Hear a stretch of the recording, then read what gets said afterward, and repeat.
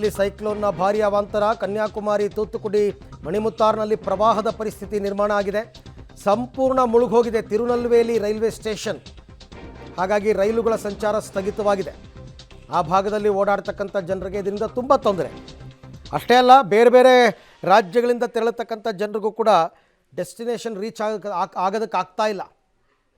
ಹಾಗಾಗಿ ಜನರನ್ನ ರಕ್ಷಣೆ ಮಾಡಿದ್ದಾರೆ. ಅಲ್ಲಲ್ಲಿ ಅವ್ರನ್ನ ಸೇಫ್ ಪ್ಲೇಸ್ಗಳಲ್ಲಿ ಇರಿಸಿದ್ದಾರೆ.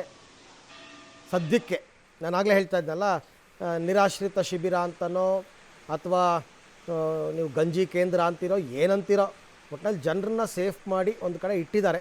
ಬಟ್ ಅವರ ಆಸ್ತಿ ಪಾಸ್ತಿ, ಜಮೀನು, ಮನೆ, ಮಠ ಇವೆಲ್ಲವನ್ನು ಕೂಡ ಮರೆತು ಬಿಡಬೇಕಷ್ಟೆ. ನೋಡಿ, ಒಬ್ಬೊಬ್ಬರನ್ನೇ ಹೇಗೆ ವಯಸ್ಸಾದವ್ರನ್ನ ರಕ್ಷಣೆ ಮಾಡಿ ಕರ್ಕೊಂಡು ಬರ್ತಾ ಇದ್ದಾರೆ ಅಂತ. ಇದು ಎಲ್ಲರನ್ನೂ ರಕ್ಷಿಸಿ ಒಂದು ಕಡೆ ಇಟ್ಟಿರ್ತಕ್ಕಂಥದ್ದು. ಇದು Tirunelveli railway station. Railway station ಟ್ರ್ಯಾಕೇ ಕಾಣ್ತಾ ಇಲ್ಲ. ರೈಲ್ವೆ ಟ್ರ್ಯಾಕೇ ಕಾಣ್ತಾ ಇಲ್ಲ. ಈ ನೀರೆಲ್ಲ ಇನ್ನು ಇಳಿಯೋದು ಯಾವಾಗ? ಬಹಳ ಕಷ್ಟ. ಏನೇನಾಗಿರುತ್ತೋ, ಏನು ಸಮಸ್ಯೆನೋ. ಒಟ್ಟಿನಲ್ಲಿ ಈಗ ತಿರುನಲ್ವೇಲಿ ರೈಲ್ವೆ ಸ್ಟೇಷನ್ಗೆ ಹೋಗೋದಕ್ಕಾಗಲ್ಲ. ಮಧ್ಯ ಮಾರ್ಗ ಎಲ್ಲೆಲ್ಲಿ ಈ ರೀತಿ ಆಗಿರುತ್ತೆ. ಎಲ್ಲ ಕಡೆ ಸ್ಟೇಷನ್ಗಳಲ್ಲಿ ಸ್ಟಾಪ್ ಮಾಡ್ತಾರೆ ಟ್ರೈನ್ಗಳನ್ನು.